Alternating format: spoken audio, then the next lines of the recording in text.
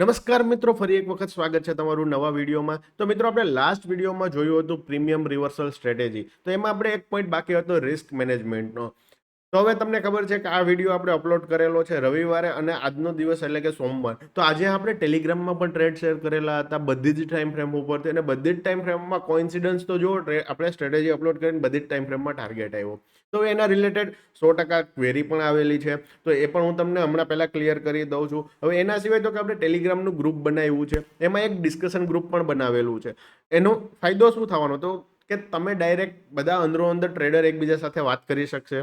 હવે એનાથી વિશેષ તો કે આપણી એક કમ્યુનિટી બનાવી શકીએ છીએ. તો તમે ટેલિગ્રામનું ગ્રુપ છે તે જોઈન કરી શકો છો. હવે એમાં ક્વેશ્ચન ક્યાં આવેલા હતા? તો પહેલું તો કે કેવું કે ટાઈમ ફ્રેમ કઈ રાખવી. રેડી? તો એ પણ તમને શું કહેવાય રિસ્ક મેનેજમેન્ટની સાથે સમજાવી દઉં છું. કારણ કે કેવું થશે ખબર કે કેપિટલ 1,00,000 થી 4,00,000 મેં અહીંયા રિસ્ક મેનેજમેન્ટના પોઈન્ટમાં તો મૂકેલું છે, પરંતુ મોટા ભાગે એવા ફોલોવર્સ છે કે આપણી કમ્યુનિટીમાં છે કે જેમનું કેપિટલ 30,000 થી 20,000 થી 50,000 ની વચ્ચેનું છે. તો એમનું રિસ્ક મેનેજમેન્ટ થોડું અલગ થઈ જાય છે. તો એ કેવી રીતના ફોલો કરવું એ પણ હું તમને જણાવી દઈશ. તો પહેલાં તો કે જે ક્વેરી આવેલી છે તો કે રી એન્ટ્રી કેવી રીતના કરવાની આપણા સેટઅપમાં. તો જો અહીંયા મેં એક સિનેરિયો મસ્ત મજાનો બનાવીને રાખેલો છે. તો કે જો અહીંયા આપણી એન્ટ્રી થાય છે, પેલી ગ્રીન કેન્ડલમાં આપણી એન્ટ્રી થાય છે, જો એની કેન્ડલે હાઈ પણ બ્રેક કરી દીધો અને તરત એના પછીની કેન્ડલમાં આપણો સ્ટોપ લોસ હિટ થઈ ગયો. તો હવે શું કરવાનું? તો કે હવે આપણે રી એન્ટ્રી માટે કઈ કન્ડિશનમાં વિચારી શકીએ? તો કે સ્ટોપ લોસ હિટ થઈ ગયા પછીની જે કેન્ડલ બને છે, સ્ટોપ લોસ હિટ થઈ ગયા પછીની જે કેન્ડલ બને છે, એ કેન્ડલે જે કરંટ કેન્ડલ છે એનો હાઈ અથવા લો બ્રેક કરેલો હોવો જોઈએ. શું? હાઈ અથવા લો બ્રેક કરેલો હોવો જોઈએ. ત્યારબાદ ગ્રીન કેન્ડલ બનવી જોઈએ, અને ગ્રીન કેન્ડલ છે તે મૂવિંગ એવરેજની ઉપર ક્લોઝ કરવી જોઈએ. જો બોયલો એ ન સમજાણું હોય ને તો પિક્ચર તમારી સામે છે. શું થયું? આ કેન્ડલ ગ્રીન કેન્ડલ છે એને રેડ કેન્ડલનો હાઈ બ્રેક કર્યો. કહેવાનું એટલું છે કે જે રી એન્ટ્રી માટેની આ જે ગ્રીન કેન્ડલ બને ને એને આ પ્રીવિયસ રેડ કેન્ડલનો અથવા તો લો બ્રેક કરેલો હોવો જોઈએ અથવા તો હાઈ બ્રેક કરેલો હોવો જોઈએ. જો આ કન્ડિશન બનતી હશે ત્યારે આપણે આ કેન્ડલને હાઈની ઉપર એન્ટ્રી કરીશું, અને જે રેડ કેન્ડલનો લો હશે ને એ આપણો સ્ટોપ લોસ રહેવાનો છે. આ થઈ ગઈ રી એન્ટ્રીની વાત. બીજી વસ્તુ તો કે ઘણાને એવું લાગેલું કે અહીંયા આપણે એક તો ટ્રેડ લઈ લીધો છે, પછી તમે અહીંયા પણ કેમ ટ્રેડ આપેલો? આજે મેં એક ટ્રેડ એવી રીતના શેર કરેલો હતો. તો મિત્રો, તમે એને કોઇન્સિડન્સ કહી શકો અથવા તો વર્ક પણ કરે છે, પરંતુ કેવું કે 50-50% જેવું છે કે મૂવિંગ એવરેજના સપોર્ટ ઉપર પણ પ્રીમિયમ હાલતા હોય છે. તો અહીંયા શું થયું કે અહીંયા મારું બીજું સેટઅપ છે તે એક્ટિવ થયું હતું એટલે મેં ટ્રેડ શેર કર્યો હતો, પરંતુ અહીંયા બધાને એવું લાગ્યું મૂવિંગ એવરેજના સપોર્ટ ઉપર 100% કામ કરશે, પણ હર વખતે કામ નહીં કરે. જો કે હર વખતે તો કોઈ સ્ટ્રેટેજી કામ નહીં જ કરે. તો આવી રીતના એક ટ્રેડ આ આપેલો હતો, અને બીજું એના જ લીધે કન્ફ્યુઝન એ ઊભી થયું હતું કે અહીંયા ટ્રેડ નથી મળતો ને અહીંયા મળે છે, તો શું આ ટ્રેડ લેવાય? 100% આ ટ્રેડ આપણે લેશું જ, પણ અહીંયા જે એક્યુરેસીની એક્સપેક્ટેશન અને રિસ્ક રિવોર્ડ જે આપણને મોટો જોતો હતો ને 1:3 નો, એ રિસ્ક રિવોર્ડ અહીંયા નહીં મળે. આ કન્ડિશન એક થઈ ગઈ. અને બીજું કે અહીંયા સપોર્ટ લઈ લીધો હોય ને અહીંયા પણ ટ્રેડ લીધો તો અહીંયા ટ્રેડ લેવાનો ના, તો આ ટ્રેડ આપણા સેટઅપમાં કન્સિડર થતો નથી. હવે ટાઈમ ફ્રેમની વાત હતી, તો ચલો વિડીયો વધારે લાંબો ન થાય એના લીધે હું તમને રિસ્ક મેનેજમેન્ટમાં જે નાના કેપિટલ વાળાને કઈ ટાઈમ ફ્રેમ યુઝ કરવી એ સાથે બતાવી દઈશ. તો હું તમને આશા રાખું છું કે પેન પેપર લઈને બેઠા હશે. રેડી? તો હવે એમાં લખી લ્યો કે જેનું કેપિટલ 1,00,000 અથવા તો એનાથી ઓછું છે, 1,00,000 અથવા એનાથી ઓછું છે, એમનું રિસ્ક પર ટ્રેડ લેવાનું છે 1%. કેટલું? 1% રિસ્ક પર ટ્રેડ આવશે. હવે આને ભૂલી જાજો તમે હમણાં. રિસ્ક પર ડે કેટલું રહેવાનું, રિસ્ક પર ટ્રેડ કેટલું રાખવાનું છે, દિવસના ટ્રેડ કેટલા લેવાના છે, અને દિવસનો મેક્સ પ્રોફિટ કેટલો રાખવાનો. તો એ રિસ્ક પર ટ્રેડ છે ને એમાં 1% લખી નાખજો. રેડી? હવે જેમનું 1,00,000 થી 4,00,000 છે એ અહીંયા શું લખશે? 0.75 થી 1% રિસ્ક પર ટ્રેડ લઈ શકે છે. હવે આવું બધી બોલો છો તો હવે અને કેલ્ક્યુલેટ ક્યાં કરવા જવું? તો એમાં કોઈ જ રોકેટ સાયન્સ નથી. જો તમે અહીંયા રિસ્ક રિવોર્ડનો એક ટૂલ આવે છે, એ પણ હું તમને બતાવી દઉં કેવી રીતના એમાં તમારે સેટ કરવાનું છે. રેડી? હવે ત્યારબાદ તો કે તમારું કેપિટલ 4,00,000 થી ઉપરનું છે ત્યારે તો કે 0.30 થી લઈને 0.50 નું તમે રિસ્ક લઈ શકો છો. એનો મતલબ કે તમારું રિસ્ક પર ટ્રેડ છે એ 0.30 થી 0.50% આવી જશે. ઓબ્વિયસલી વાત છે કે કોઈનું 20,000 હશે, 25,000, તો એક એકનું કેલ્ક્યુલેટ નથી કરીને આપવાનું. જેમનું 50,000 થી નીચે છે એમના માટે તો રૂલ, 30,000 થી નીચે છે ને એમના માટે તો રૂલ ફિક્સ જ છે. બાકીના એ પોતાની શું કહેવાય પોતાના કેપિટલના, પોતાના રિસ્ક એપિટાઇટ અનુસાર તમારે છે ને રૂલ બનાવવાનો રહેશે. રેડી? હવે રિસ્ક ફોર ડે, હવે એ કેવી રીતના કેલ્ક્યુલેટ થઈ જશે ઓટોમેટિકલી, કે તમે દિવસના ટ્રેડ કેટલા કરશો, તો 2 થી 3. ઘણા એવું કહેશે ઓહો, ઘણા કહેશે બસ આટલા. તો આ બંનેમાં ફરક છે. જેણે ઓહો કીધું ને એ સાચા વે ઉપર છે. કારણ કે ઓપ્શન બાઇંગમાં 2 થી 3 ટ્રેડ મેક્સિમમ કરવાના હોય, અને જેમને શું કહેવાય ગેમલિંગ કરવું છે એમને 10-12 ટ્રેડ કરવા હોય છે.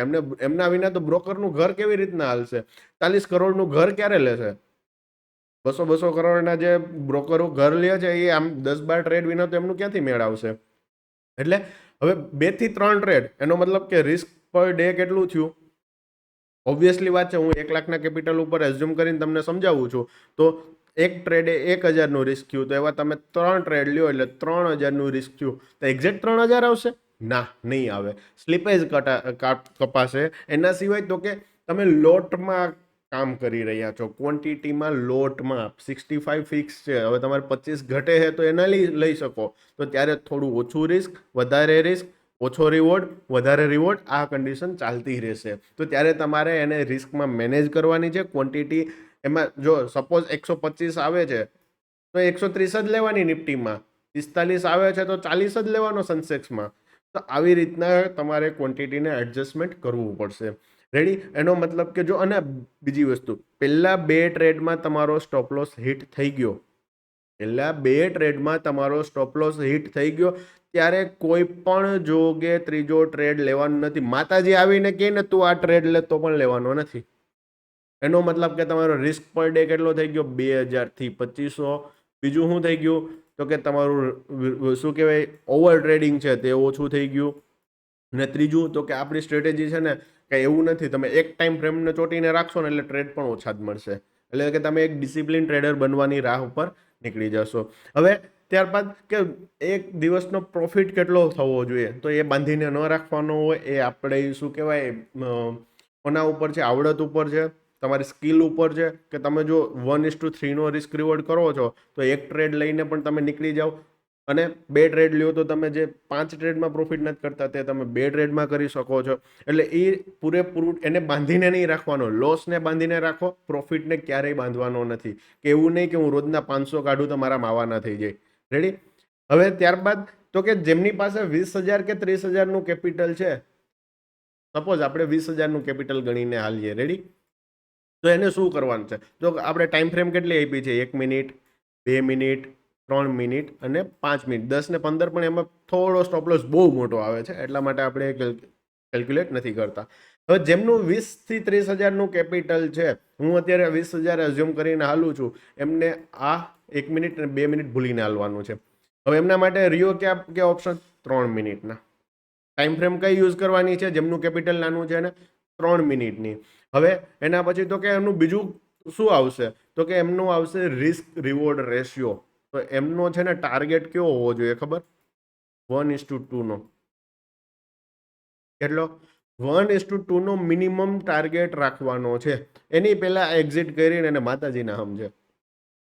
1:2 એ જ તમારે પ્રોફિટ બુક કરવાનો છે. હવે શું થશે ખબર? તમારે 20,000ના કેપિટલને 25,000 પહોંચાડવું હોય, 20,000ના કેપિટલને 25,000 પહોંચાડવું હોય, તમે 900 રૂપિયાનું કે 800 રૂપિયાનું રિસ્ક લ્યો છો, એટલે તમારો પ્રોફિટ કેટલો થશે? 1600નો. રેડી? હવે 1600નો પ્રોફિટ થાય, તમે 3 પરફેક્ટ ટ્રેડ લઈ લો એટલે તમારું કેપિટલ 25,000 થઈ ગયું, 4800 એટલે અરાઉન્ડ 25,000 થઈ ગયું છે. હવે બીજી વસ્તુ કે આ બોલવામાં તો બહુ ઇઝી લાગે, પણ આવું પોસિબલ 100% પોસિબલ પણ છે, પણ ડિસિપ્લિનથી કામ કરો તો જ. હવે 25,000 જ્યારે પણ કેપિટલ પહોંચે ત્યારે પછી તમે 3 મિનિટ અને 5 મિનિટની ટાઈમ ફ્રેમનો યુઝ કરશો. હવે 5 મિનિટની ટાઈમ ફ્રેમનો યુઝ કરો ત્યારે તમારો રિસ્ક રિવોર્ડ રહેવો જોઈએ 1:3 નો. એના સિવાય હા જો બીજું કે નાનું કેપિટલ છે ને એના માટે 1% ને 2%ના મજોલામાં પડતા નહીં. એમના માટે ફિક્સ છે કે નિફ્ટીમાં કામ કરો છો તો 10 થી 12 પોઈન્ટનો સ્ટોપ લોસ જ લેવાનો છે, તો જ તમારે 750 થી 850નું રિસ્ક આવશે. કેટલો સ્ટોપ લોસ લેવાનો છે?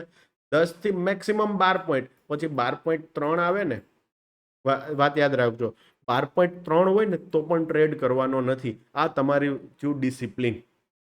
12.3 પોઈન્ટનો સ્ટોપ લોસ આવે તો પણ ટ્રેડ અવોઇડ કરી દેવાનો. હર વખતે ના, ડિસિપ્લિન ટ્રેડર બનો એટલા માટે કરી દો. ત્યારબાદ તમને એવું લાગે કે ના હવે હું સાચા પાથ ઉપર આવી ગયો છું, ત્યારબાદ તમે લઈ શકો છો. અને નાનું કેપિટલ છે એટલા માટે, કારણ કે તમે એક ટ્રેડમાં 2000નો 30 પોઈન્ટનો સ્ટોપ લોસ લીધો એટલે 1800નો સ્ટોપ લોસ આવ્યો, 2 ટ્રેડ ગયા એટલે તમારું કેપિટલ વધશે 15,000, તો તમે નહીં આગળ વધી શકો. તો હવે વાત શું હતી કે 20,000 થી 25,000 કેપિટલ પહોંચાડવા માટે તમારે સાચા 3 જ ટ્રેડ લેવાના છે, પણ 3 ટ્રેડ માટે તમારે 3 મહિના આપવા પડશે. એવું નથી કે આજે ને આજે આવી જવાના છે. રેડી?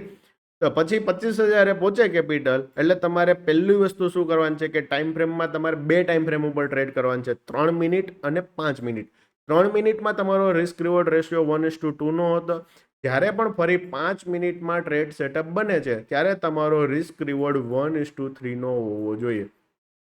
અને આવા 1:3 વાળા મહિનામાં તમારે ખાલી 2 જ ટ્રેડ ગોતવાના છે. કેટલા? 2 જ પરફેક્ટ ટ્રેડ. પછી એમાં સ્ટોપ લોસ હિટ થાય. જો તમને પરફેક્ટ 2 ટ્રેડ મળી ગયા એટલે એક ટ્રેડે 900 રૂપિયાનું રિસ્ક હોય તમારે, એટલે 1:3 ગણો એટલે 2700. એક જ મિનિટ, કેટલો પ્રોફિટ થવાનો એક ટ્રેડમાં? 2700 રૂપિયાનો પ્રોફિટ થશે. તો પછી 2 તમે એવા ટ્રેડ લીધા ઇન્ટુ 2 કરો એટલે 5400. એનો મતલબ કે તમારે મહિનામાં પરફેક્ટ 4 થી 5 ટ્રેડ કરો તો તમારું કેપિટલ ગ્રો થઈ જાય. 2 લાખથી ઉપરનું કેપિટલ હોય તો તમે મહિનામાં 8 થી 10 મેક્સિમમ ટ્રેડ કરશો એટલે તમે સારું એવું ROI નીકાળી શકો છો. સિમ્પલ હતું. અને જેમનું નાનું કેપિટલ છે એમને સ્ટોપ લોસ માટે ખાસ યાદ રાખવું, એનાથી વધારે સ્ટોપ લોસ આપવો નહીં. બસ જો આટલું જ મિત્રો સમજવાની વસ્તુ છે કે જો તમે રિસ્ક રિવોર્ડની ગેમમાં આવી ગયા તો તમને કોઈ જ પાછું નહીં પાડી શકે. ટાઈમ ફ્રેમ ફિક્સ રાખી લ્યો, શરૂઆતમાં આગળ પાછળ ન થાવ. મોટું કેપિટલ છે તો એમને 4 ભાગમાં ડિવાઈડ કરી નાખો અને 2 ટાઈમ ફ્રેમમાં કામ કરવું હોય તો કરી શકો છો. ઘણાને એવું લાગતું હોય કે ફૂલ ટાઈમ કરે છે અને ટ્રેડ ઓછા મળે છે, તો એના માટે પણ એ વસ્તુ કરી શકે છે. તો આ વાત થઈ ગઈ રિસ્ક મેનેજમેન્ટની.